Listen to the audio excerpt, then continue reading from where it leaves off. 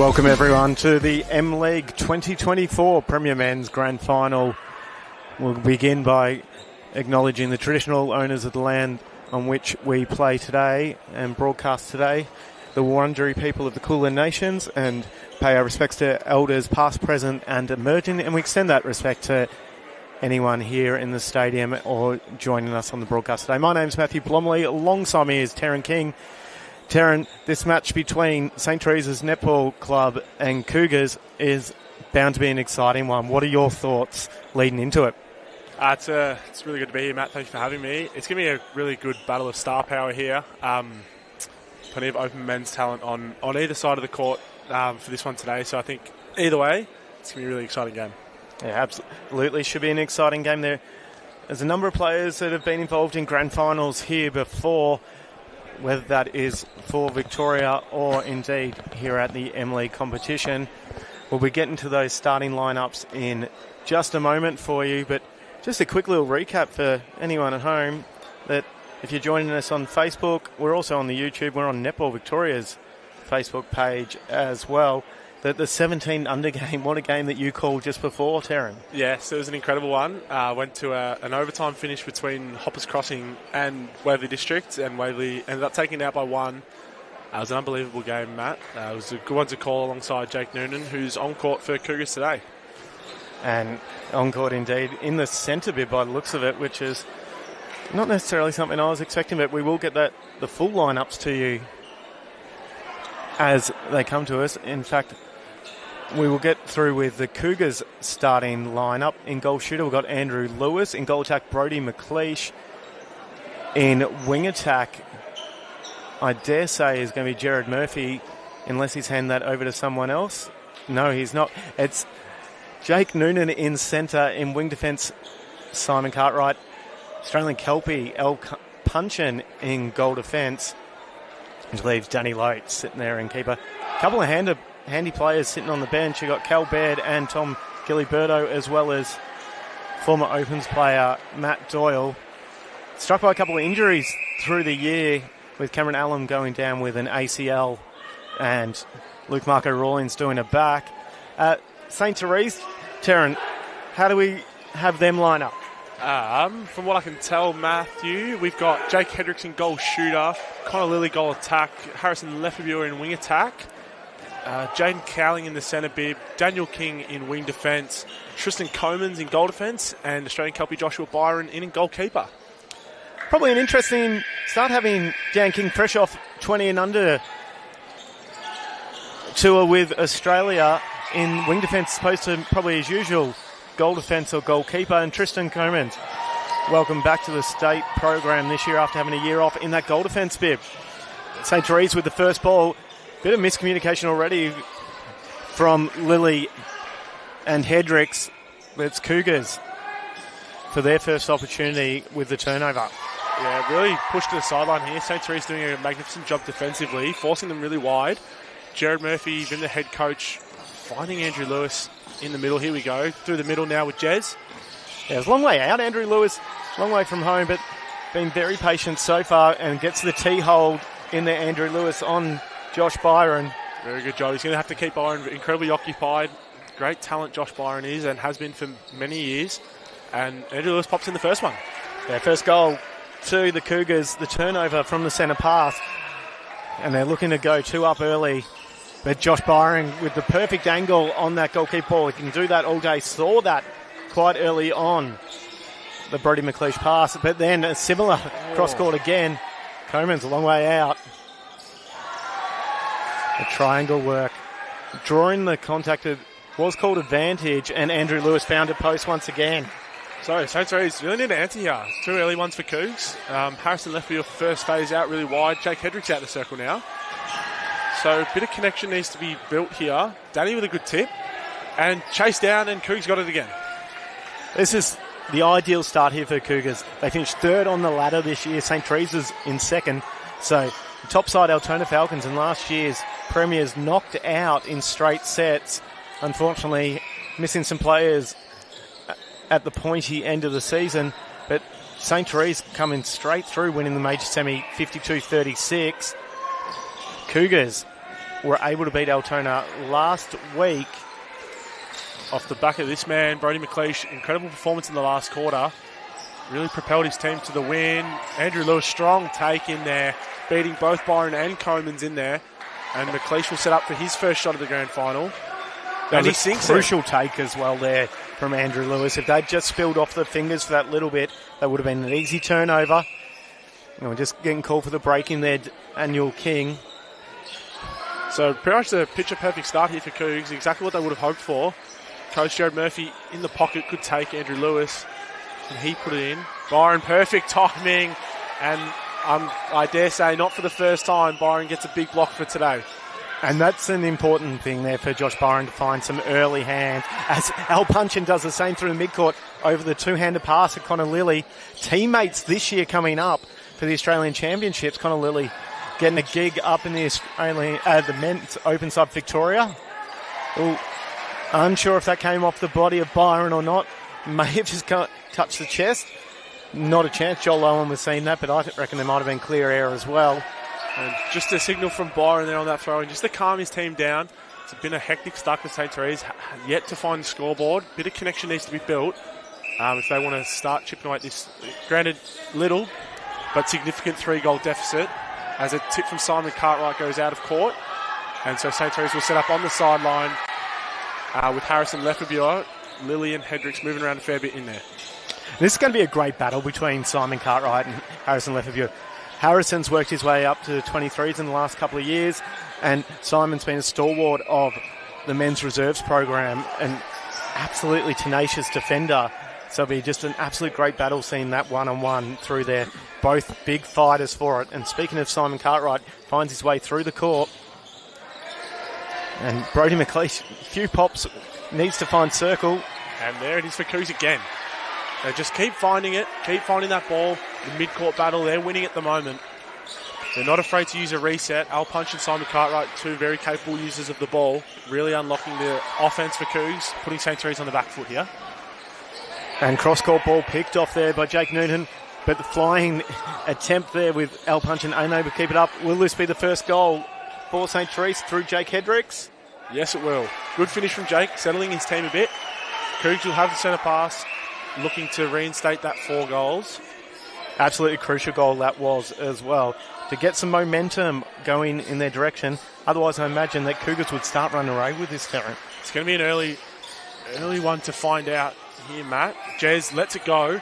Byron with the tip, chase for the ball. Tristan comes up with it. Tip off Andrew Lewis. Ball sort of pinging around. Brodie McLeish settles to Jake Noonan. A tough contact call there on Tristan Coman. So Brodie's got it in the super shot range. Definitely his range. Probably wanted to put one up first. Byron, another tip. And again, telling his team just to settle. Need to score this one. And it's a great opportunity that as the ball just went straight through the middle of the court. You can see that's a terrific transition. Cougars going to have to watch that, allowing St. Therese doing something they do so well. Transition the ball quickly through the circle as Connor Lilly scores his first goal. So it's been an intriguing battle to start here, Matt. Harry finds Jake through the contact of Simon Cartwright. So it's back here with Tristan Comans, who swings it across to Cowling. And Connor Lilly working hard outside the circle. Tip. Brilliant read from Jake Hedricks. Jaden Cowling pops it over, and a good take from Jake Hedricks. Not their normal goal shooter. Unfortunately, Tim Walker is out with injury. So Jake has sort of been thrown in there. Out of that goal defence where you'd normally see Jake, but he's done incredibly well. And he is known to goal at points in time and has spent a little bit this season there, but certainly viewers at home would be more familiar with him in either that goal defence or goalkeeper bib, as the beautiful triangle work there from the Cougars. It's something that they've really worked through, is to find that open angle as they do through to Andrew Lewis once again. 4 from 4 for him. And head coach of the VMMNA program, Jared Murphy, demanding excellence from this Cougars team. Really installing the setups that we use in the VMMNA program out here in MLeague. So it's going to be tough to see if St. Therese can combat that. And Jake Hedricks, another good take. He seems to be taking them pretty seamlessly to start with. They've settled the nerves. They're able to fight back and get this deficit only back down to 1 now, Matt. Yeah, this is something that they'll want to get this goal as the long arms there of Dan King. And he'll be fresh, maybe not in body, but certainly in netball at the moment, coming off that tournament in Singapore, the Nations Cup. And Jake, another strong take. Danny just getting caught, sucked into the contact there. So Jake will leave it for Connor Lilly. And he pops it in. So tight game. St. Therese will have centre. They've fought well to bring it back down into evens as Jaden Cowling gets us going again. And this is something I think that St. Therese might have to be a little bit careful of, that they're predominantly going through Connor Lilly as that first attempt at the centre pass, and then the drop to Harrison Lefebvre, which does take Jaden Cowling out of the game a little bit, I think, and he's so strong and dynamic on that drive, and one-tied Connor Lilly. Absolutely. A dangerous player is Jaden Cowling. Stalwart in the opens as Connor pushes that one over. Strong rebound from Al. Ball a bit hectic and tipped away. So St. Therese lucky to come up with that. Tristan Coman's just there waiting almost like a dog waiting for some food to be given to him. He was there, ready. A sneaky ball from Connor Lilly. Jake Hedricks all but ready for it as he pops it in. And St. Therese now have their first lead of the game. Basically back on centre pass now. 6-5. We're over halfway through this first quarter. When you talk about anyone's game, the cliche of sporting commentary, it is absolutely that at the moment. Bro McLeish just looking around, finds Jared Murphy in the pocket. Not a lot. Swings to top for Jake Noonan. What's he got? He's got Brody out wide. Andrew Lewis popping forward, nothing there. Noons tries to find it, can't. And offside from Jared Murphy. St. Therese come away with it. I'd like to see some decision making a little bit earlier from Brody McLeish on a couple of those. There's things he can get away with against some other players, but not a Josh Byron. And he's thinking about it a little bit too long. A quicker release will result in that opening up and the angles opening up. Bit of emotion creeping into this game. Jared Murphy looks like he's almost pleading to the umpire for a call. Yeah, he can get a little bit fired up. It is the slight redhead in him that comes out. And just a miscommunication for the Cougars, but St. Therese absolutely pick it up. And this is that quick transition that we talked about just before. They will burn you on it. St. Therese are given the opportunity. Oh, and the lovely angle, just not quite the right ball from Harrison Lefebvre. So plenty of depth on the bench here for both sides, as we see time being held for Jared Murphy and that depth coming in. So looks like Cal Baird's coming on into the centre. Noon's going into wing attack. Who do you see making the biggest impact off the bench today, Matt? Well, this impact just here, Cal Baird, is going to be an absolutely terrific one, I think. It's something that's worked for them throughout the year for the Cougars, is that rotation through the midcourt. Cal can be so creative and deceptive, but he's just a little niggler outside as well. He's a centre who plays a lot of defence. Good strong take from Andrew Lewis out the circle. And that'll be interesting to see how his impact in particular comes on and just creating a different style, something for St. Therese to think about. And Brody McLeish just falling a little bit short. It's tough when you're coming up a rebound battle against Josh Byron. You're not going to outjump him easily. Oh, Tristan, maybe not the ball for him. And that's just going to... Oh, it's kept in by Andrew Lewis. But still falls in the hands of James Sutton. Introduction to the court. And you can see that James Sutton has come on to that wing defence position, replacing Dan King. Maybe looking at that as a little bit of matchup thing. Beautiful running back intercept there from Al Puncham. Two-hand take. Cannot complain about that in any way, shape or form. So Andrew Lewis is really looking to come out. Yes, he fumbled on that one, but he's been incredibly strong coming out of the circle, really keeping Josh Byron occupied, not letting him stay home, in which probably is the best of his almost unflawed game, Josh Byron.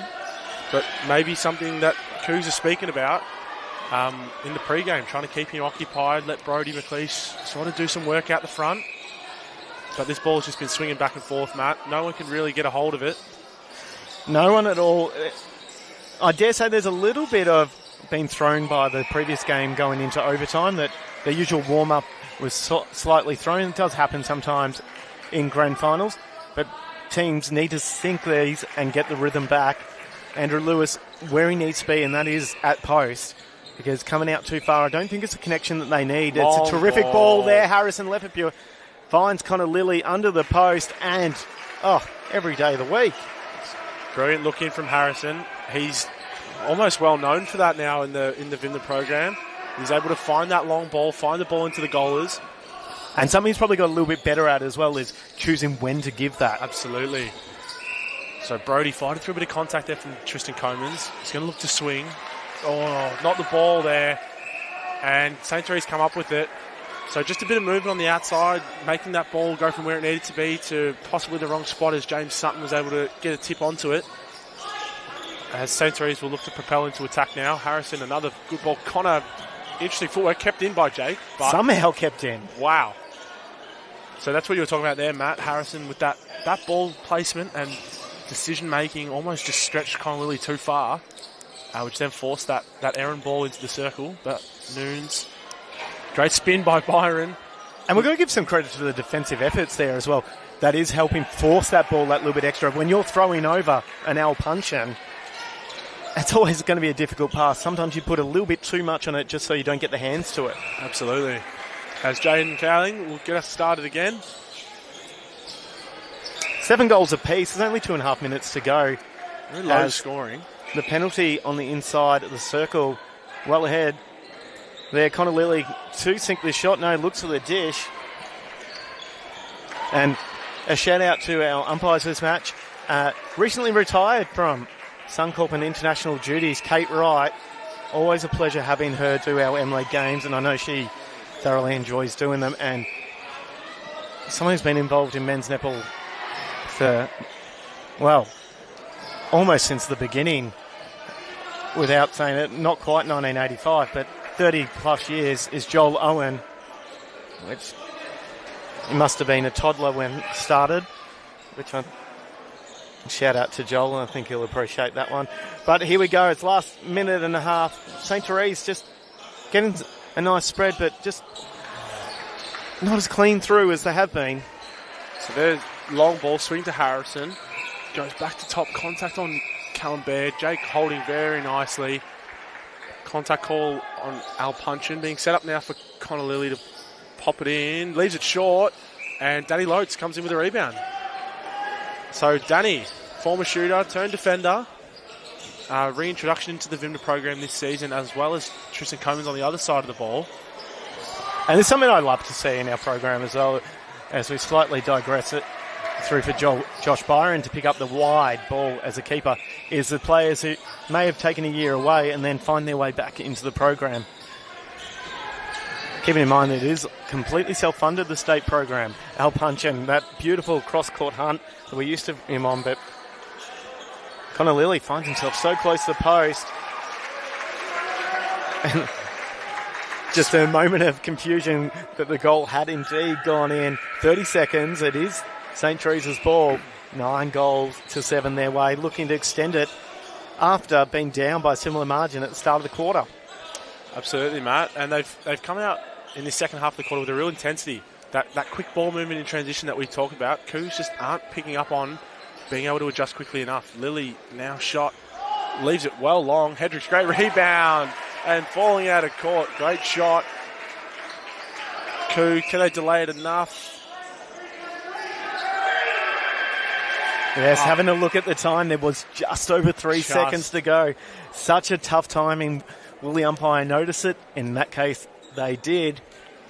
What are your takeaways from that first quarter, Taryn? Just the rushed ball movement that Cougs sort of crept into their game as they were coming along. They started obviously really strongly, got out to that 4 or 5 goal lead, and St. Therese just clawed it back.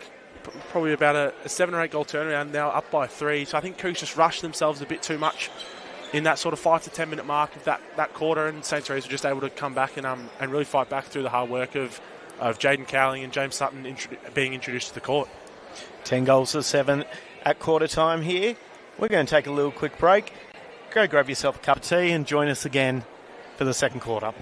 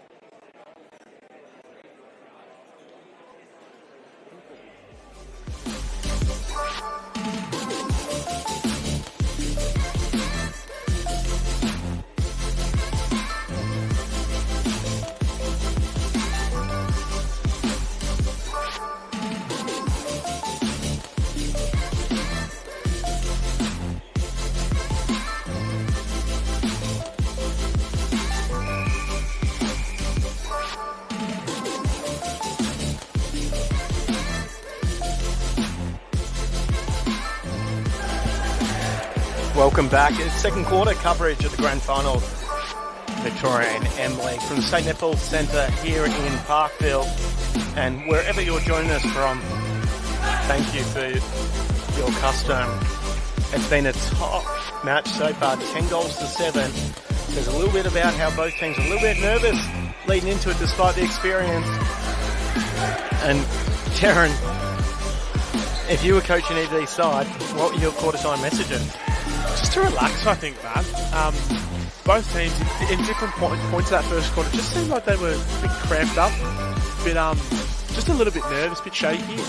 These players, they've played in plenty of MLeague Grand Finals, Victorian Grand Finals, even Aussie Tours in some cases. So I feel like most of these players have got the confidence and the experience. As we see, experienced Simon Cartwright getting a tip. They've got that level-headedness to be able to just take this game as it comes rather than need to force anything and rush. And Coach Jared Murphy's made some changes here for the Cougars. You see Tom Gilliberto coming on in the goal defence position and knows Connor Lilly's game well. Teammates at this last Australian Championship, which sees Al Puncher move back into the goalkeeper bib. Matt Doyle also comes on in goal attack. Al Puncher. Great intercept from him. So probably a bit left on that ball from Harrison Lefebvre. As you see, Matt Doyle on in goal attack and Daniel King back on in that wing defence bib. So took a seat. Maybe some lactic acid from that Singapore trip he's just come back from. And chance to just watch the different pace and different style of game. He's come from playing against very different style for the last week. Back in against the Australian and, well, in particular, Victorian style.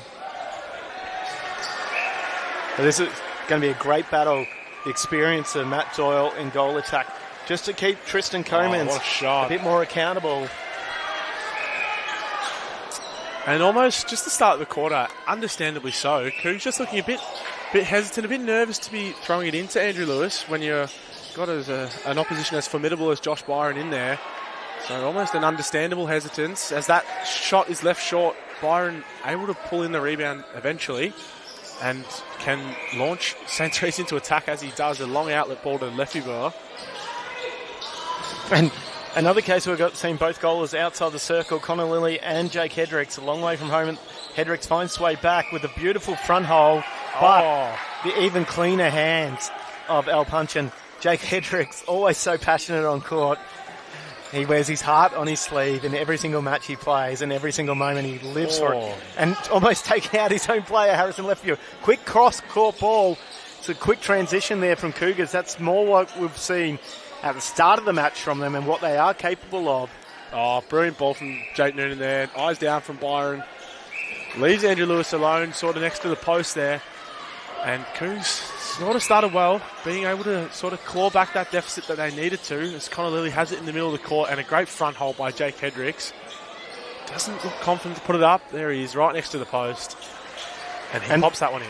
Something you see from Connor Lilly is he does like a bounce pass into his other goaler at times, and we're so used to in men's now, with so many tall goalers, seeing that ball go up in the air a little bit more, that players aren't quite as ready for that low ball.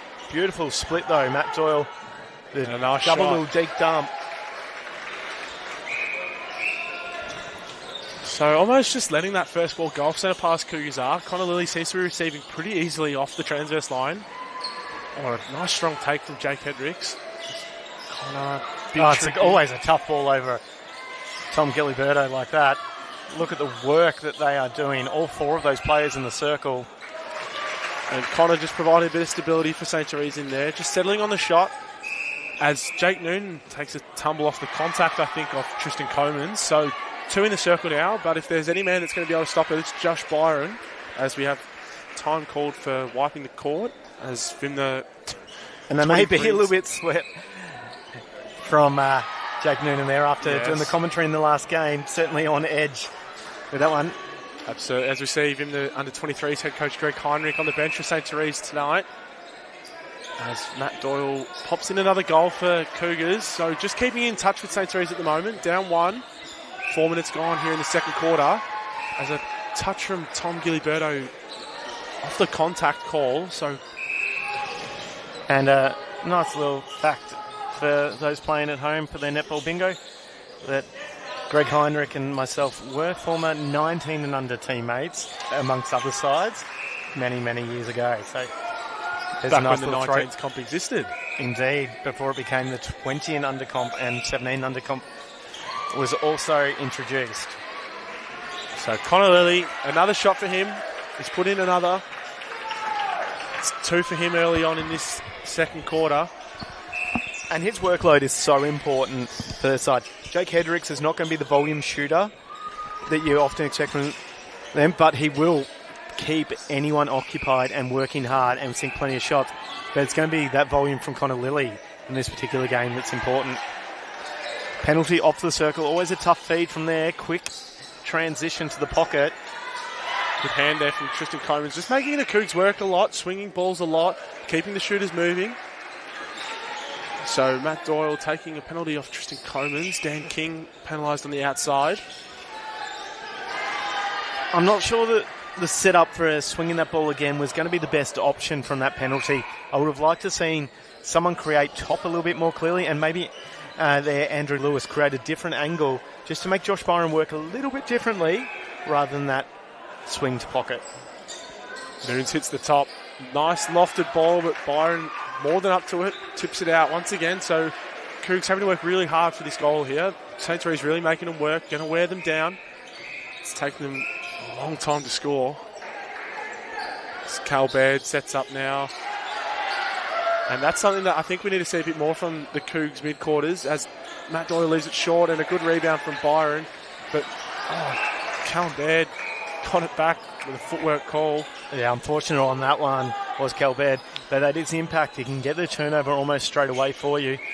Just wasn't quite able to keep it in pace. Josh Byron, though, one in transition. Jaden Cowan been relatively quiet so far.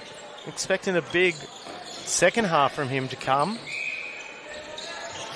A good front sweep from there from Connor Lilly. Opened up the backspace, although he drew the contact as well. And that was a lovely feed into that backspace of Jake Hedricks. And Connor long shot, too long. So an uncharacteristic miss there from Connor Lilly. Probably won't see too much more of those as Cougs will bring the ball down. And a dangerous pass from Matt Doyle, and it doesn't pan out for him. He just didn't see Josh Byron already with the footwork for the hunt. He's always going to be on the hunt for it. He's always going to be looking for that ball to get back for his team. As Al Punchin just didn't get around enough there, Connor Lilly. Connor steps in front, pops it over for Jake Hedricks. And he should pop this in quite easily, Jake. Oh, leaves it short, but contact call from Al. Connor to put this one up. Lovely little flick and finish. 14-11. 7 minutes gone, almost halfway. It still is very much anyone's game, but what's making the difference, do you think, in this quarter? Just the composure of the St. Therese mid-quarters. I think around the circle, the Cougs just being a bit hesitant giving that ball into Andrew Lewis after what Byron did to them in the first quarter. I think we need to see maybe some balks around the circle, a bit of faking, get Byron's eyes lifting, just to make it that little bit easier as we see Brodie McLeish being reintroduced to court, hoping to make a bit of an impact as he did in that prelim final last week. There it is. There's a confident ball from Jake Noonan over the top. And I don't mind that as a coaching decision either. Byron, a second block for tonight. I said there was going to be more to come. Brodie McLeish going to the bench for that start quarter gives him a chance to watch what's going on, see the way the defence and the patterns that they're running, but also gives him a chance now to come back on with a little bit of a clear purpose. Absolutely, and off the foot of Cal Baird before rolling back, so Jaden, ball getting away from Dan King and out of bounds it goes. And that's unfair on the big fella to expect him to reach down that far to get the ball. The man is tired, he's just got back from Singapore. And get the ball up to him. Cougs, you'd think, need to score here, down 4 with 6.5 minutes to go.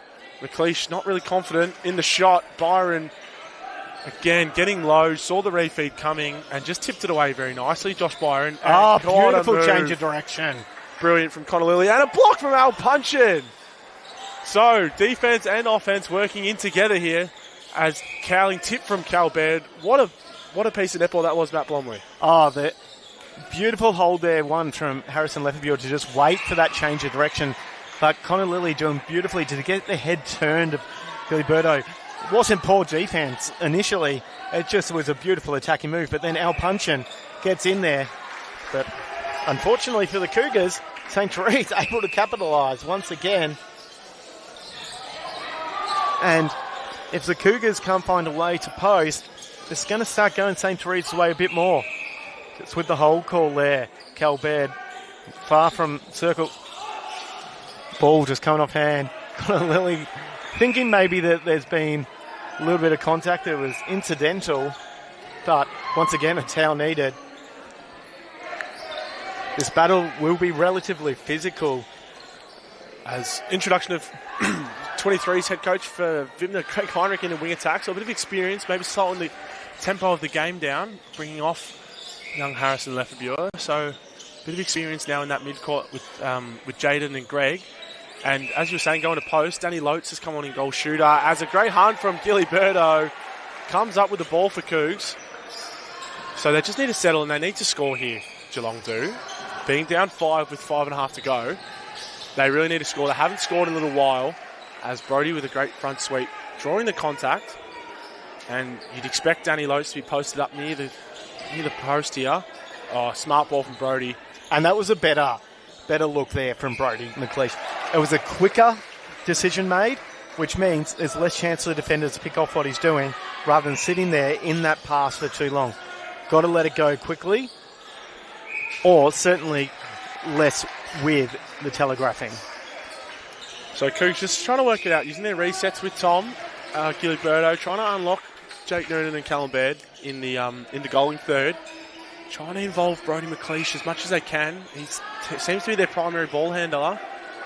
He's had a lot of it, sweeping, doing what he needs to do. Great change of direction and unlocks the front sweep. Confident, super shot range. Just goes over. Danny Lotes can't keep it in. Yeah, slightly off balance there, Brodie McLeish. I think it wasn't a bad shot to look at, but just need to get his set with the feet, and that's the only reason that one missed. But that's going to be the range that they need from him for the rest of the game, because certainly not getting into the post very easily otherwise. So we see St. Therese bringing the ball down with Jaden Cowling in that goaling third, and Connor Lilly tries to swing, scrap for the ball as Tom Gilberto comes up with it, and swift ball movement. Simon just slows them down. So really nice change of tempo. I really like to see that, as they've just been flying down and turning it over too much. And when you've got people who can fly through the court like Simon Cartwright and Tom Gilberto, it's great for them to be able to also then stop on the end of it. They're great at transition if they're given the right opportunity, but also just need correct pace. Oh, lovely little off-circle triangle. Finds Danny Lotes at post, rather. And a good finish. He just needs to get a bit more direction on his hold, I think, Danny Lotes. He's just standing a bit flat behind Josh Byron, giving Byron just that ability to stand in front of him and almost dare the mid-quarters to throw it over his head. And if you're not keeping the keeper occupied as well, they're able to go for the hump, which is something that Josh Byron's done a few times this game. You see a lift. Oh, just a bit too early on the hand down from Gillyberto, so Hendricks draws the contact and will dish it off to Connor Lilly to put it in for St. Therese's 17th goal with 3 minutes to go. Connor has made a massive impact on this quarter. He's scored 5 of St. Therese's 7.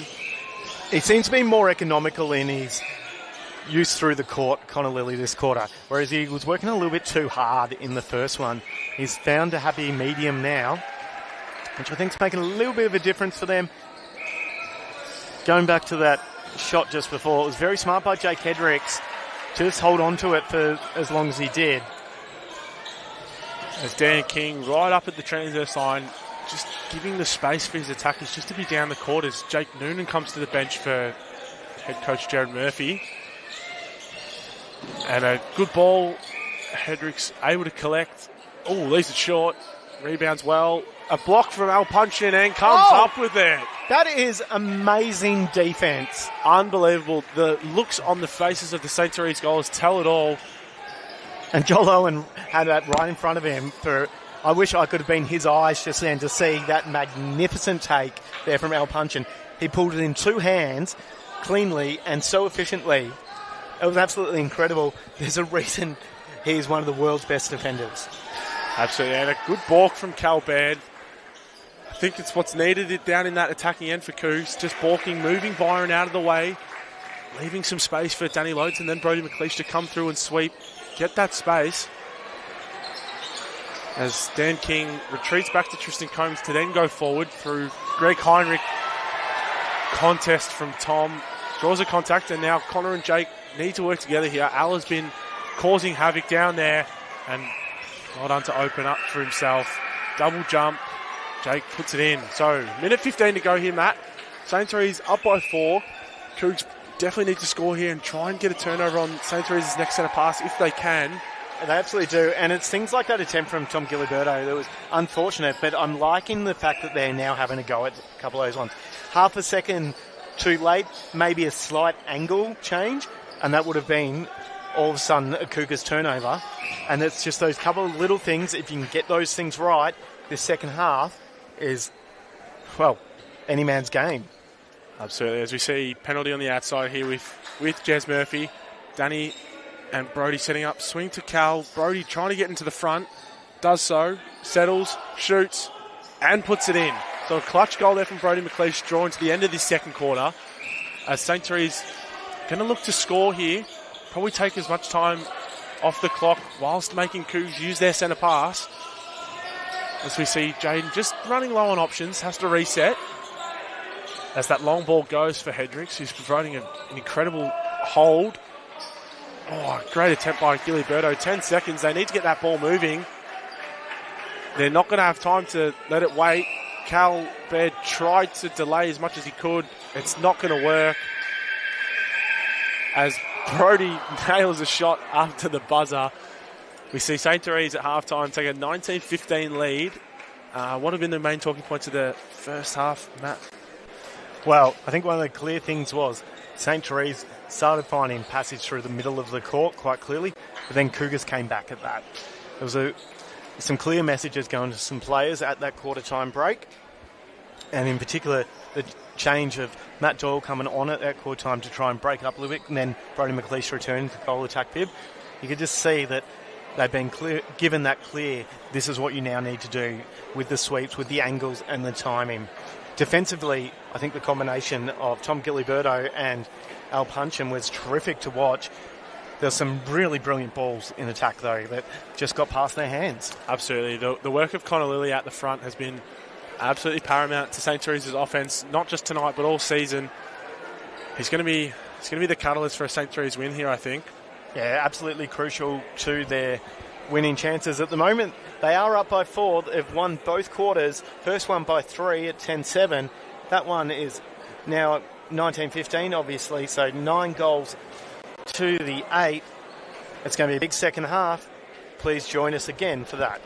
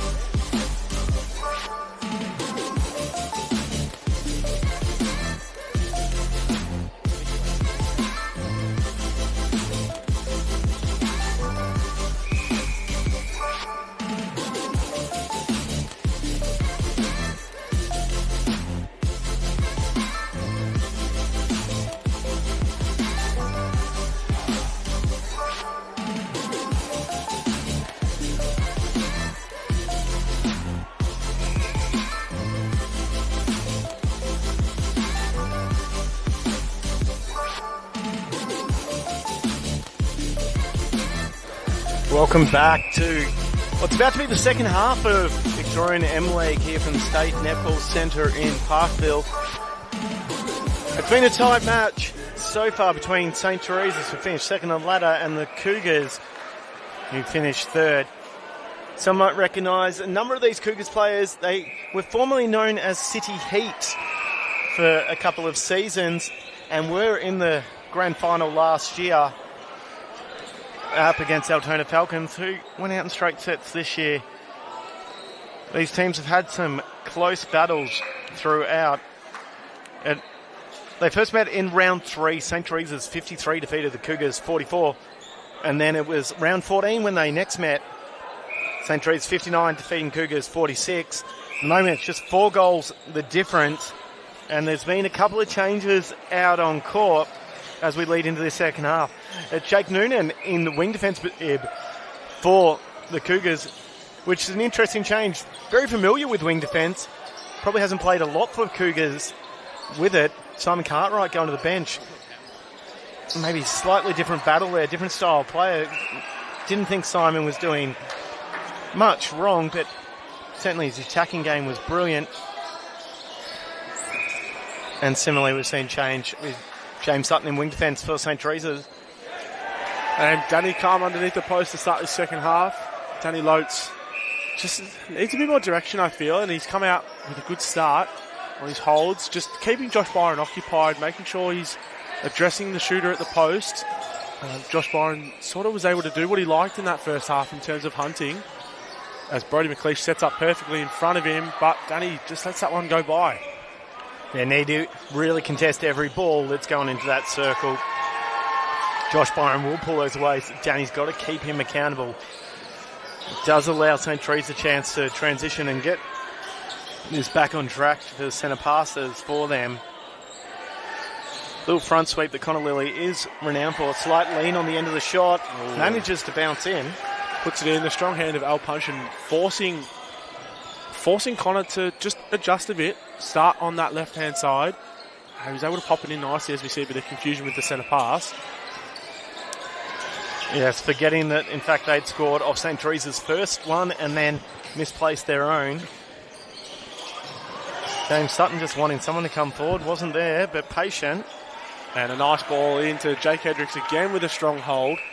He's been amazing for St. Therese since that injury to Tim Walker. Although he leaves that short, Gilly Burdo probably could have ripped that in with 2 hands as he just tipped it out. Harrison Leffield was there waiting. And just a struggle here for St. Therese. They just need to put it in here, and Connor should do that, and does. So that off-balance one a little bit tough there for Connor Lilly. Absolutely. Is that lead now? Pushes out to 5 in the first 2.5 minutes of this third quarter. And I think if the game stays this way, Matt, I think St. Therese will likely run away with it, as Danny presents a good option and Byron's tip just catching the hands of Danny Lotes. Yeah, you're right. That was a good option, and they will start potentially running away with it. Got to bring your feet with you a little bit more. And the crucial thing here for Cougars is sinking that mid-range shot. Got to take the rebound and the contest out of it and be able to score and transition through. As Hendricks managed to balance on that left foot. Long cross-court ball there from Comans. Actually, Leffield over the top. Wasn't the ball. Gilly Burdo read it perfectly. Was all over it. As now Jez Murphy swinging to Noonan to then McLeish. Reset to empty space, and Connor Lilly was onto it in a flash. As we see Hendricks out of the circle. And just a bit of mix-up in communication for the Cougs. It's just been mired in their game for the first half of this, or the second half of that first half, and then just now, as Connor Lilly puts in another one, so you can see St. Therese slowly pushing away. Centre pass now, chance to go up 7. What can Cougs do to change their fortunes, Matt? Well, fortune's exactly it. The fortune is not favouring them, and maybe it's because they're not being brave enough. They need to be backing each other up. The body language drops a little bit at the moment when they're making a mistake. If they can clean that up a little bit, all of a sudden some of these ones are going to start coming off. And they've got to dare to come through with it and fight for every single ball. They're probably not doing that quite enough in attack just yet, as Matt Doyle has come back to the court Brendan McLeish, I think, just wanted to view it for a little bit longer. But Danny Lotes, well done to him, sinking that second shot. Good patient finish from him as we hold time here for a Cougs centre pass now. So Cougs scored off a break. You'd think they need to score again here to cut it down to 4. Danny just trying to body up Josh Byron Hughes. Byron just staying off, staying active. As we see Matt Doyle just caught on the outside, needs to start making an impact in and around the top of the circle as we see him go. Burst through the hands of Jared Murphy. Oh, Tristan Comans, a lovely tap. Got it down to Byron. So well. Absolutely. Oh, and Gilberto nearly returns the favour. In games like this, where, look, they're tight, there's not a lot in it, but occasionally the score's creeping out. Teams get into this thing that they've got to try and get it all back at once. Not at all the case. You just got to try and work that every now and then, keeping your centre pass, breaking someone else's, and all of a sudden that margin does actually start coming down. As we see another goal to Connor Lilly, their only scorer in this third quarter, and now off the post will go for another to add to his name. So Connor Lilly wreaking havoc here in this grand final. Cougs don't really have an answer. They tried Tom Gilly. Hasn't probably worked the way they would have hoped, Cougs. But you'd think that not much is going to work when their offense isn't working out. As I say, Matt Doyle on the baseline, a brilliant ball from Jared Murphy. Maybe the spark that they need to turn their game around. And there it is. A change that I would consider for the Cougars, although I don't think Gilberto is doing a bad job by any means, is maybe a Simon Cartwright to just go and grind Connor Lilly for a little bit. Although I think he may have a wing defence bib on at the moment, stepping back on court. So we see Danny probably just outside his range. Kicked it to Cal Baird, and Matt Doyle works his own little triangle for himself. Perfect move as a goal attack and slots it. And on comes Simon Cartwright, and Cougs, just a nice run here with the centre. Yeah, look at scoring the 3 in a row. We'll build that back a little bit and then focus on scoring off your centre pass for another couple. It's not all about getting every turnover here. Surprising that Jared Murphy still took that one rather than put it down. Obviously, when the time's called now, anyone can take that pass. Matt Doyle, beautiful little sweep around, and that's finding it a little bit closer to the post than they have been for quite a while on that goal attack sweep. And Danny to put it away for that 4-goal deficit now. Cougs slowly bringing it back. 8 minutes to go here in this third quarter of the VMMNA Premier Men's Grand Final. As we see Hedricks out the circle. Connor in the front space perfectly. Will turn, look and shoot and put it away. So Connor Lilly has scored every single goal in this quarter for St. Therese. He's absolutely flying, and Cougs need an answer. They absolutely need the answer, and the answer really is them scoring more frequently. They've got to come through, and that's where that triangle working beautifully, but just can they score off this one? Matt Doyle should. Chairlift. Doesn't put him off at all. Good finish. Maybe even for Cougs, maybe a Guy McLeish into a goalkeeper, bring Al out into the game a bit more, into that goal defence role. Just maybe a bit of body on Jake Hedricks, make him a bit uncomfortable in there, Matthew. I don't mind that, actually. Yeah, make him a little bit uncomfortable, give Al a chance to have a bit of a run again. As Hedricks scores his first goal for the quarter for St. Therese. 26-21. Look, it's still pretty similar margin to what it was at half-time. So the call has gone against Al Punchin at transverse line. He had been doing for a couple of centre passes, trying to hold up the defensive efforts of Connor Lilly. That time getting called, though. Umpire Kate Wright obviously had a look at for a couple and went, you know what, I don't think this one's okay. And that's a really unfortunate moment for the Cougars, because that gives a goal that they've had scored against them and the centre pass also against them. And Connor again on centre pass, receiving first phase. It's something that Cougs have needed to address probably since the first quarter, but maybe just not picking up on the fact that Harris and left field just getting that second phase more potently than Connor Lilly. It's worked for St. Therese though, sort of Connor and Jaden working in together And you've probably got two options here when it comes to a little bit of the shutdown of St. Therese. Is you can either try and get Connor Lilly working even harder and hope that that wears him down, which sometimes it does. Sometimes it works in your favour with the adrenaline as Al Punchin wraps it around the post without actually using it. And the other option is then making Harrison Lefebvre actually work even harder as a wing attack and force him to get every one of those centre passes so he's a lot further away from post, which means he's more likely to throw a few of those long balls in. And we've just seen a change occur just off camera. We'll get to in a moment as this mid-range one is offloaded from Matt Doyle. And I think commentary may have been getting listened to on the bench, Taryn. Yes, we see Guy McLeish introduced into the game at goalkeeper, and Al coming on for Tom Gilberto in that goal defence bib as Jez Murphy looks at it. And a bit of miscommunication, I think, from the St. Therese defenders. Neither of them going up for the ball. I think maybe a bit more focus of not taking each other out. I'm not sure how that actually got through. It was the absolute correct amount of finesse, whether Jared Murphy meant that to work the way it did, but it just sat there in the air for the right amount of time, which meant it popped beautifully. Speaking of beautiful pops, Connor Lilly just offloading to Jake Hendricks for his second goal of the quarter. And St. Therese just holding off Cougs for the moment, just leaving it at that sort of 5-goal margin, just not letting them back in as Jez Murphy mishandles over the sideline. Yeah, a bit annoyed with himself on that one. He didn't realise, I think, quite how far across to the sideline he was, and knowing how important that moment was for them to try and score, they need a turnover. If you're going to play spatial defence, you've got to shut down a player that's driving through the middle. It's Connor Lilly, then finds him way at post.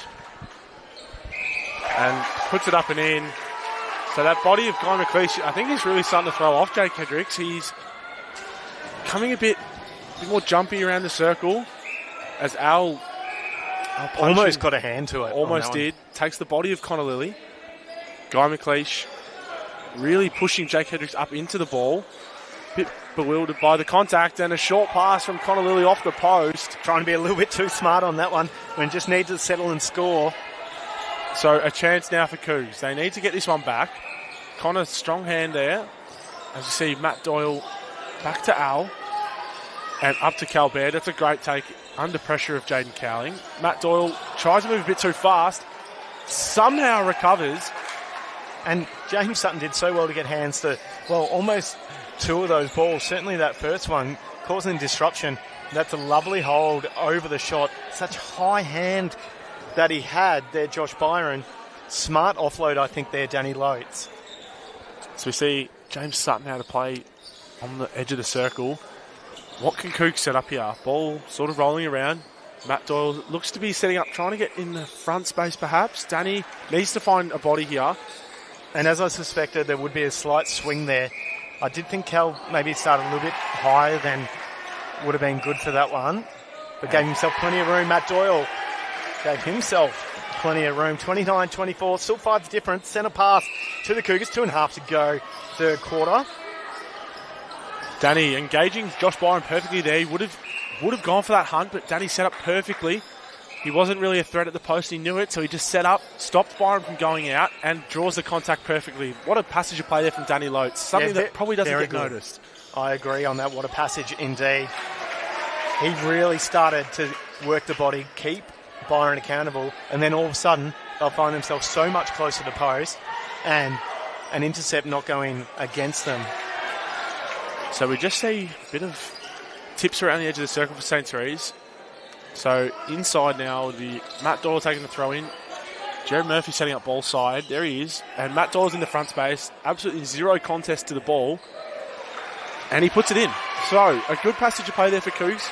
Started from Danny Lotes, finished off by Matt Doyle. And now St. Therese have to answer. And one of the great things with that was their patience with it. They didn't get overwhelmed, which they have been on a couple of those other plays, or try and force anything. And this is a great battle. Yes, there's a lot of physicality in there. Hendricks certainly giving back as much as he's getting from Guy McLeish. And it's meaning that there's a lot to look at if you're Kate Wright under that post. Jake Hendricks, you can see it on his face, how much he is working to try and get that ball. Ball probably a bit too long there for Doyle. Baird perfectly in position. Byron, here he comes. He was probably just a fraction late on that one, Josh Byron, just causing the contact. Now they need to set up something nice here, the Cougs do, and Doyle reverting to backspace quite nicely and pops it in. And what was good about that, again, when mentioning Danny Lotes and keeping someone engaged, he was giving a really clear, give it to me here, which meant that Tristan Comas had to keep him occupied and work on him, which found Matt Doyle at the post. That's a great passage of play. He's a dangerous, dynamic shooter, Danny Lotes is, and he's had a year off, he's freshened up. He's back in the Prem Men's and VMMNA program. And it's very good to have him back as that ball just over the top for Cowling. So maybe the spark that Cougs need. 27.9 seconds to go. And we see Cougs need to bring it down and score, I think. And a vintage play there, Al Punchin wanting the high ball through the middle. He's done that for a number of years since he was in 23s for both Victoria and Australia. Great swinging ball. Danny keeping Byron engaged perfectly. Oh, just the wrong angle then. Would have loved to see Danny switch his legs for that last moment. Or in fact, he can turn and sink that one. One ball. Jaden Cowling settled in the middle of the court. Probably needed to keep going as we see the ball fly over the baseline.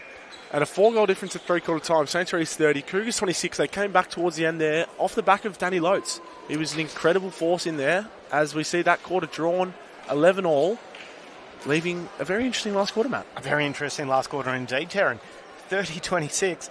I'm not sure we were thinking that based on the start of that quarter. When St. Therese scored 3 in a row and then scored another couple in a row, it was looking like they were going to blow it out for a while. Cougars had some great fight backs. There's a lot of numbers where we're not scoring off each other's centre pass, or it's really say off your own centre pass often enough, which is something if you were coaching from the sidelines, you'd be trying to make very clear, hey, let's make sure we're lifting our percentage there. Oh, I can't wait for this last quarter. It's going to be a breathtaking one, Matt, and we'll join you all shortly.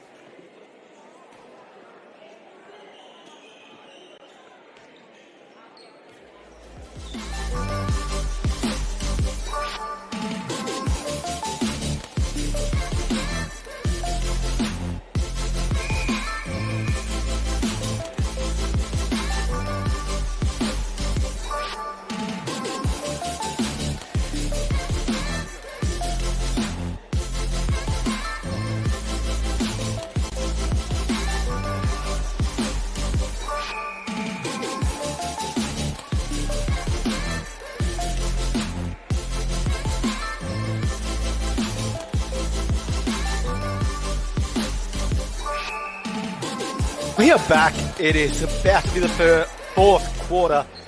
No doubt the final quarter, depending on whether we get an overtime, like what happened in the 17 under. I'm not sure you could do that for 2 games in a row, could you, Taryn? Probably not. It was pretty hectic in that 17s, and low scoring, but still intense affair here in the Premier Men's Grand Final. And it's a relatively low scoring. That said, Grand Finals often are. It's been quite the battle. It was 10-7 at quarter time, 19-15 at halftime. At the last break, it was 30-26. So still that 4-goal margin. Both teams just looking for that little something to either come back or push over the edge. As we see an unchanged Cougars lineup coming into this last quarter. Actually, Jake Noonan into centre for Cougars. Noonan into centre. As if he needs to be more stressed after being on commentary of that 17's grand final, Matt. Yeah, look, they certainly got into the game there, and he did also mention that he might have been a little bit crook, so maybe not quite as on his game tonight as he normally would be. Although that is still a great ball over into the presence of Danny Lotes, who leaves it short. Byron, a great strong rebound as we see Dan King back out into wing defence. And that's something, if Danny Lotes is going to miss a shot, it is normally that spot short. Oh, what a look in from Tristan Comans.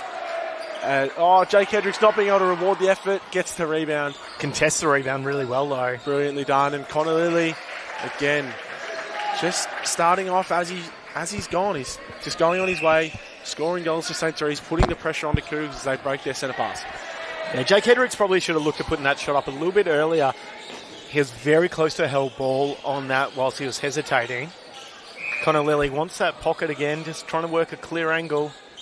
And getting it all the way down to the post. I couldn't tell whether it was bouncing off his own foot or not in the end by accident. It's great protection there from Jake Hedricks, making sure Al Punchin couldn't get around towards that ball, so protecting his other goaler. As we see that lead going back out to 6. And a lovely little screen set up. Just trying to get something happening, just saying go, go, go. There's a lot of work. Tristan Comans hasn't come up with a lot of major intercepts, but geez, he's worked hard in that goal defence position, and it's forced the likes of Matt Doyle not to get as close to post as he would like. And we see the usual composure of the Cougars goalers, like Matt Doyle, Brody McLeish. It's just wavered a bit. They're just a bit worried about the work of the grinding work that Tristan Comans is doing, just throwing them off their game, whereas Connor Lilly, as we see, perfect ball placement over to Jake Hedricks as he pops it in. He's been outstanding, Connor Lilly has. That was a signature move there from Connor Lilly. He loves that little flick over pass. I think playing in the Resi's reserves competition at the championships just gone, I think that's really helped him mature his game a lot more, made him able to take that jump into the opens as he has done now. He's just taking leaps and bounds as he comes along. He's just performing at such a high level for this St. Therese team, as I'm sure he will for the Victorian Open Men's come Easter time next year. I expect Johnny Lotes to sink this one for the Cougars, a very crucial one for them. 33-28. And Guy McLeish on the move. Great intercept off the ball from Harrison Lefebvre. And he does that well. He may not be young anymore, Guy McLeish, but he can certainly hunt. Showing that age is no limit when it comes to getting an intercept or a turnover. So here's Jared Murphy at the top of the circle. He's got Danny on a good hold. Doesn't see. Dan King gets a tip out of court. So Cougs will reset here on the baseline. Dan King jumping out of court. Yeah, it was a bit of a curious one there. He looked like he was trying to deny Jake Noonan and then kind of went, I'm going to try and stay onside at least whilst coming across. That was a good hold there, Danny Lotes. But even that mid-range one, he can sink it. Just needs to give the threat. Needs to put it up, does, and finally a goal for Cougs. It was swinging around for almost about a minute there. Down to 4 with centre pass. So he can get back to 3, which will be the smallest margin for a little while now. So Cougs slowly fighting back here in the grand final of the Premier Men's Division. Yeah, they must score off this centre pass. Absolutely crucial for them. Here comes Matt Doyle on the swing. Good tip to Cowling. No, contact called. So Jared Murphy will take it on the outside, looking for Doyle. Swings across to Noonan. Would have loved to see that as a hard drop there. And that's why I think he got caught out on it. He was trying to just body too much to the side rather than drop off the body. So ball to Comans, fakes to Lefebvre, finding King in the middle. So all the St. Therese attackers, I think, just finding themselves all caught up in the same space here in the start of this last quarter. 5 minutes in. They're just all running on top of each other. Hedricks and Lilly, which we didn't see before.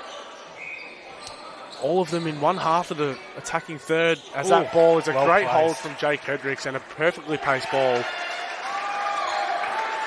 Yeah, perfectly placed indeed. That was the absolute crucial one for Cougars to have scored. They needed that one to come back, or at least try and get a turnover here, which is going to be a tough one. Tough one, but great position from Guy McLeish. The ball from Cowling left a lot on it to be picked off by Guy McLeish, who's been a very handy introduction for Cougars. Handy is an understatement with a couple of those crucial turnovers. And that was a good tell there from Matt Doyle. He pretty much told Danny Lotes with the ball, you've got to move off this because that is where the space is. And another chance for Cougs to break it to 3. They really need to take this opportunity if they want any chance of coming back here in the last 9.5 minutes, as Coleman's now out of play, out of court, out of the circle rather. Yeah, the low hand was terrific there from Therese, but unfortunately a little bit of an arm in the back, a little bit of an arm bar on it. Cougars get the one near the edge of the circle, setting up for the play behind. It's great screen there from Danny Loads, and sets in front of the shot for Byron. Brilliant. Yeah. Considering how much Byron was working there, he did so well to keep him out of it. 34-31, there are still 9 minutes to go. This is Premier Men's action of VMMNA's MLeague, the original MLeague. A little, maybe experienced move of the body there from Jared Murphy. Certainly not expected there from Dan King. Here we go, Matt Doyle to bring it to 2.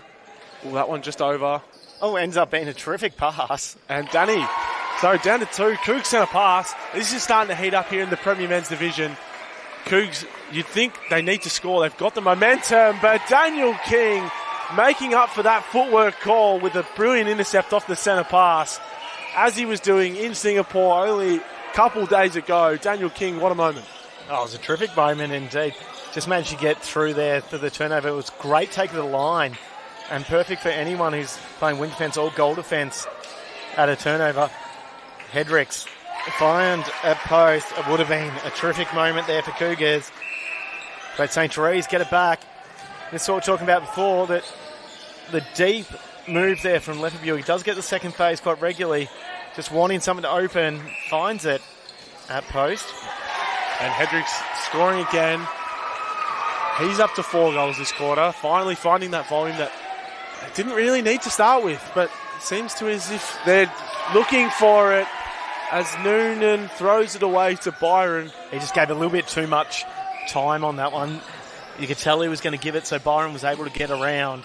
But could have maybe given it a little bit earlier, might have worked, but needed circle edge, not time to force.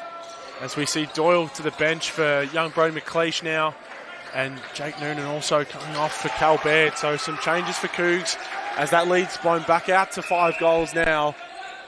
And Cougs really need an answer, else I think it could be over. Showing how crucial momentum is. Guy McLeish trying to do everything he can for his team. Good ball from Hendricks. Oh, nearly again from Guy McLeish, but Connor Lilly just in the right spot and puts it in. So 6 now the margin with 6 minutes and 50 seconds to go in the Premier Men's Grand Final. That's been a great little few minutes there from St. Therese, scoring 4 in a row to essentially answer the Cougs 3 in a row. That also is a great pass. Simon Cartwright, be happy with yourself for that, my son. But got to score, and now got to get a turnover. Absolutely crucial. Who's going to be the one to do it for them, Matt? Who's going to be the one to find that intercept for them? Well, it's likely to be Guy McLeish back and keep it. You probably want it further up the court, though. We don't want to get into circle edge. Oh, what a take. Connor Lilly. Call back by Joel Owen for a contact possibly on Simon Cartwright. Ball long, tipped by Al Punchin. Gets the intercept for Cougars. So and that's probably where a little bit of experience comes in it. Harrison Lefferview are looking for the longer pass of the 2. Probably should have gone what was the front option, and it just takes that tough ball and defender out of it. Danny Loates almost sinks a step out of court. Was contact, a little tap on the head from Josh Byron. And a good finish from Loates, a calm, patient finish. Brings the lead back to 4 with Cougs centre pass. So another chance. They've had their chances in this game, Cougs. They've been right there, and then a mistake creeps in. They got it back to 2, didn't they? They did. Earlier stage in this game, if they could just have held on a little bit longer there, they might have indeed been in front now. Brody McLeish, that's the one that he needs to sink and does. Flashbacks to the 2023 National Championships. Over in Perth. That amazing shot. Do yourself a favour, look on our Instagram or Facebook for that moment. Jake Hendricks just answers at the other end, keeping it at that 4-goal margin. 5 minutes to go. There's so many voices out there coming from the crowd. Long ball, perfectly placed from Jared Murphy to Cal Baird, and Brody sweeping. Unfortunately, just undone by an offside, perhaps. Swings to Jared Murphy. Here he comes baseline. Brilliant drive from Brody McLeish. Tristan Coman's almost got around for that. Brody McLeish is stepping up as they're needing it at this point, sinking a couple of crucial goals, and he's found a little bit of energy in that enthusiasm that he can be known for. Oh, dangerous ball, eyes down from Jared Murphy. Had he been aware it was coming, it was probably an intercept for them. As a bit of an arm lock there from Cal Baird, but Jaden Cowling wasn't expecting that at all. I don't think Cal intended to actually lock it up. Tip kept in by Guy McLeish. Who's going to get there? Contest. It's just like a tennis game just at the moment. St. Therese come up with it. Unfortunate for the Cougars players. It was about 4 different sets of hands on it from both sides. It was forearm down the line and forearm winner there from the Cougars. But in fact, that winning moment results in St. Therese with one under the post. Oh! McLeish!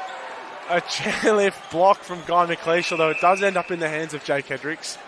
Umpire just calling time going, I think we need a towel for where that schmear has occurred, because, in fact, if anyone's going to slip on that one, it could be, in fact, Joel Owen, the umpire. Just under 4 minutes to go. It's still a 4-goal margin. We've got it down to within 2. Just miscommunication going on. Really crucial, but the importance of how when you get a turnover to just settle the ball for even that first or second pass. Absolutely. You see time and time again, turnovers just get turned straight back over. As you see, Brody well out of the circle here. Just trying to do some work, helping out his mid-quarters. Cal Baird, good drive. Good from Brody. Baseline needs to sink it. Oh, a bit of shove on the post there after the contact from Josh Byron and Tristan Comans. So Danny should pop this one in, and does. So something's been good for the last couple of attacking plays for the Cougars. Once they're getting on that edge of the circle, it's the likes of the Cal Baird moving the defenders with his arms and the use of the ball. He's really getting them to actually move away to create a pass. Absolutely. Something we didn't see earlier on in the game. Something that both Matt and I called for as Hedrick's another strong hold. As Jake Noonan coming onto the court for Jared Murphy. And just a bit of time being wasted here for Cougs. Time that they don't have. And certainly trying to do everything he can to indicate that was Guy McLeish saying, hey, they're passing the ball back, I'll take it. So 2.5 minutes to go. There is still time. This is the thing. In this type of game, though, it has been very tough to get that margin back, but we saw it from Cougars earlier. They were able to get some goals quickly.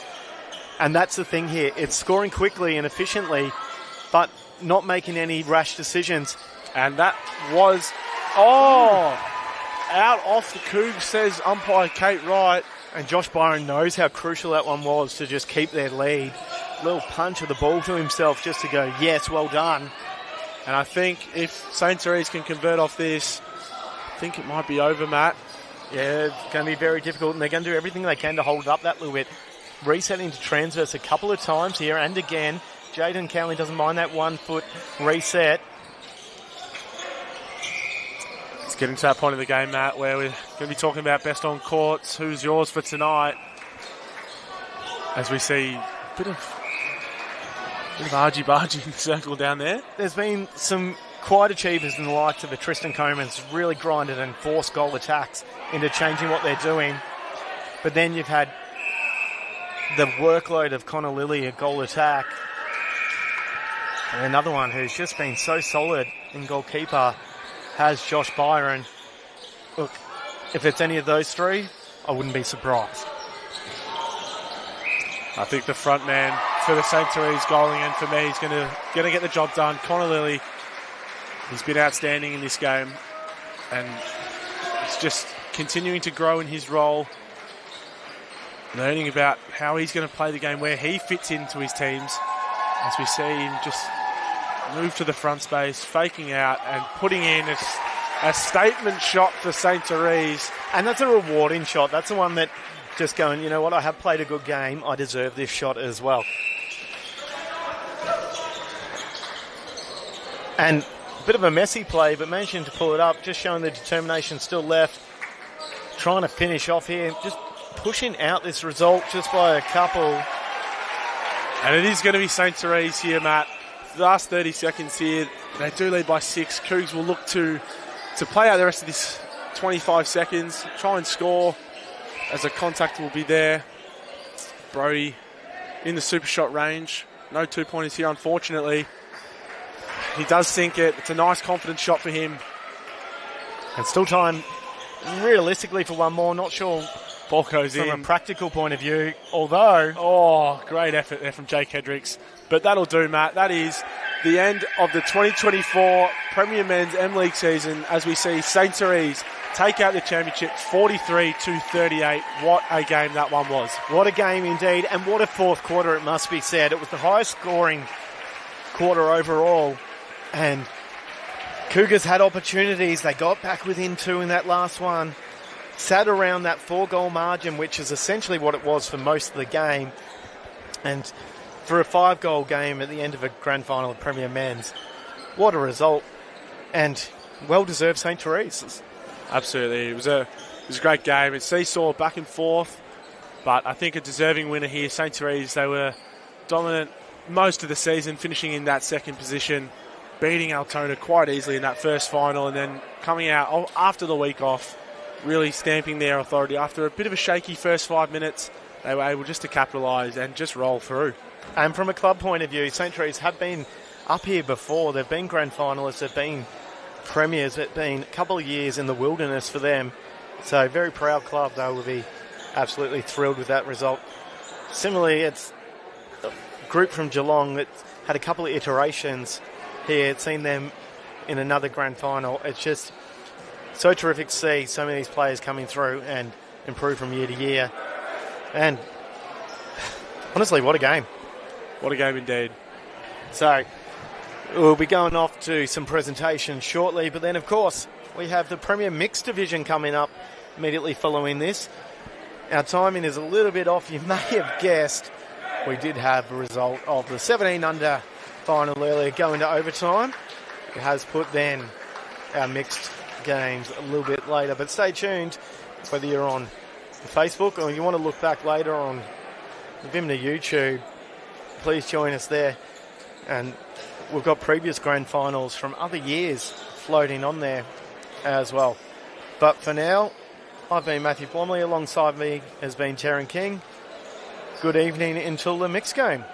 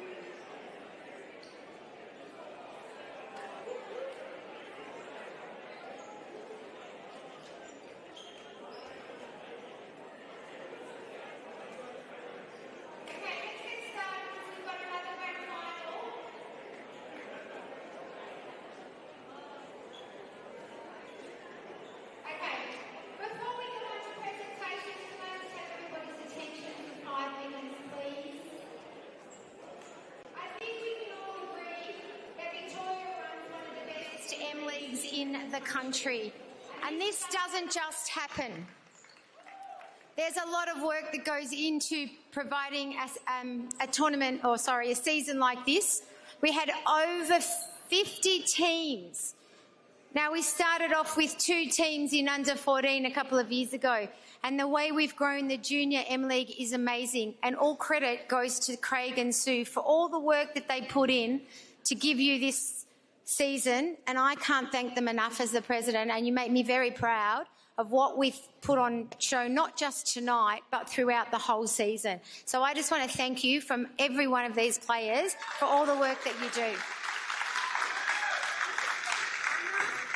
Thank you. And we don't get paid, it's all volunteer. We should. The amount of hours we put in. But anyway, let's move on.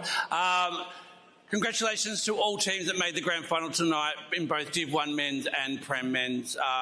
Great quality game, and we'll move forward with presentations. Before we go on to the players, again, umpires, thank you very much. And Julene, a special thanks to Julene who organises the umpires every week. A big round of applause for Julene. Come out, yeah. Most weeks she comes into the office, she's like, I had 19 umpires out today, and she has to find umpires from somewhere, and she always manages to find them. So a massive job for her, so a big thank you.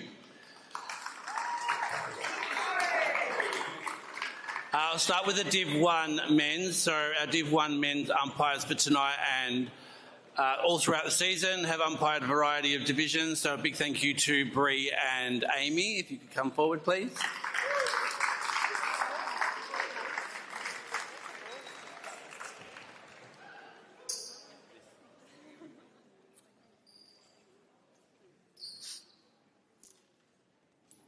And I'm just going to start with the MVP for the grand final, because I think that makes presentations just that little bit quicker for the grand final, not season. For the grand final, the MVP for Div 1 men's was Lou Leo.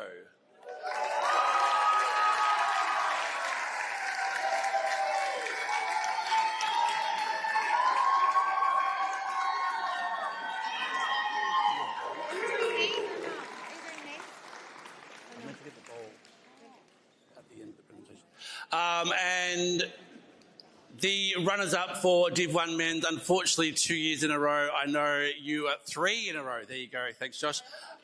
Yeah, you are consistent, and you've just got to keep on keeping on, because you're bound to win one sooner or later. You guys are very hard to beat, so competitive and unlucky against a very high-quality team in Western Firebolts. But for our runners-up, City Side.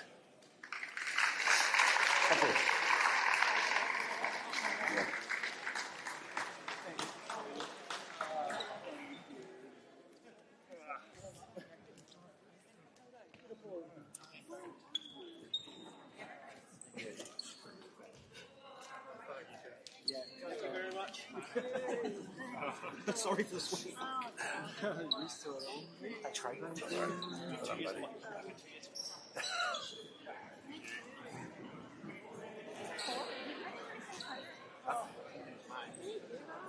you very much. Oh, I'm so sweaty. Yeah, make it done. Thank you. Well done.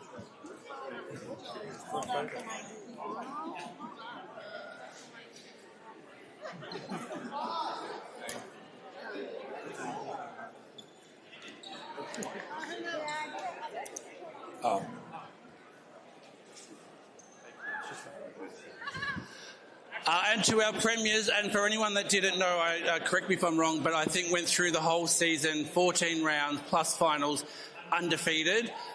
We're definitely the team to beat, and well-deserved grand final winners. So premiers, Western Firebolts, purple. Come forward.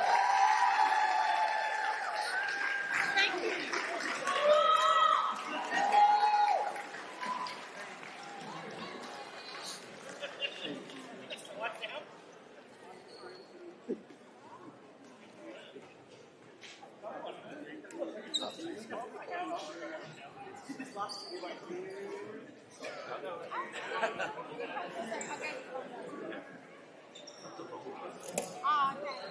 It's good back. I'll just say fucked up. Nothing. Now you have baby.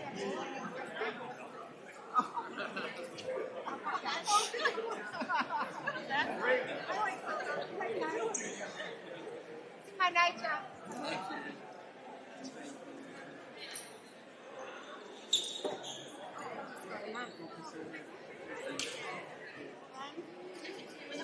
Because I need to do this. Yeah. Do it. Go.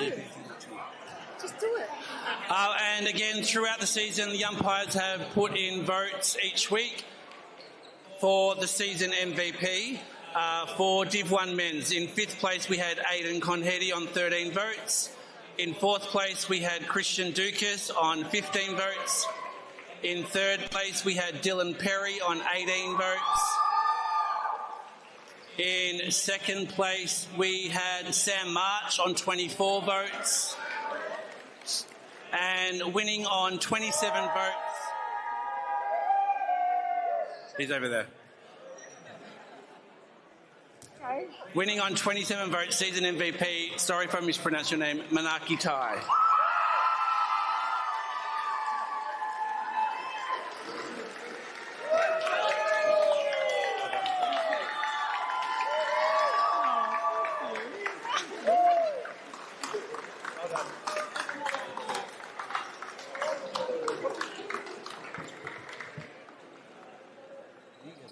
Okay, moving over to Prem Men's. Firstly, to our umpires, always high quality umpires into the Prem Men's. If we could thank Kate and Joel.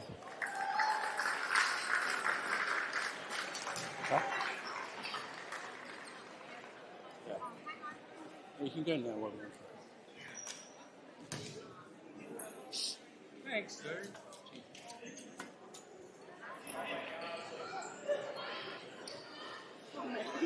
And firstly, to our grand final MVP, voted by the umpires, goes to a St. Therese player, Josh Byron.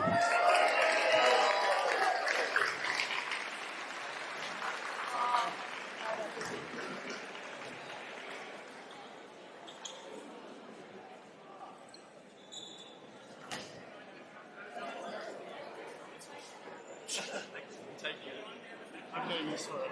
I have plenty of time. And as I said before, well done to both teams, St. Therese and Geelong Cougars. Well done. If I could have Geelong Cougars come up as runners-up.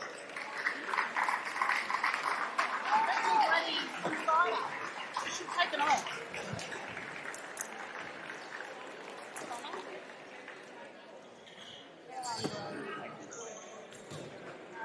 It's not my colour, darling. You can keep it. Oh. Thanks, Sue, and thanks for all that.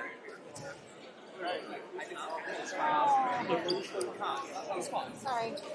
Feels like it feels like. Yeah. It never flows. It wasn't me, it was Maddie. Thanks, Sue. Thanks, guys.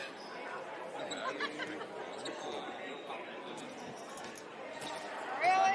I would never have known. Yeah, sure. Let's give everyone instead. Okay, cool. You can touch me.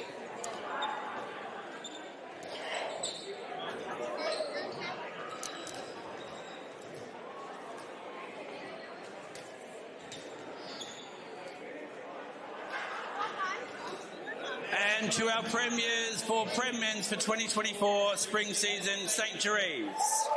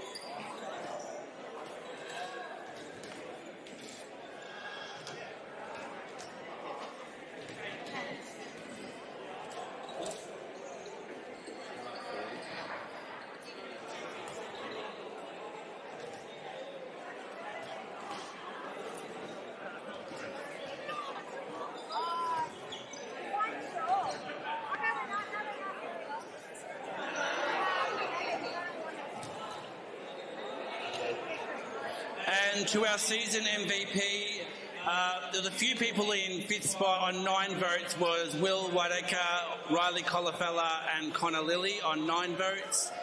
In fourth spot, Josh Byron on 10 votes.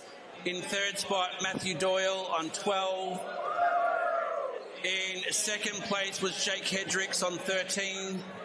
And winning by 1 vote on 14 votes was Alistair Puncheon.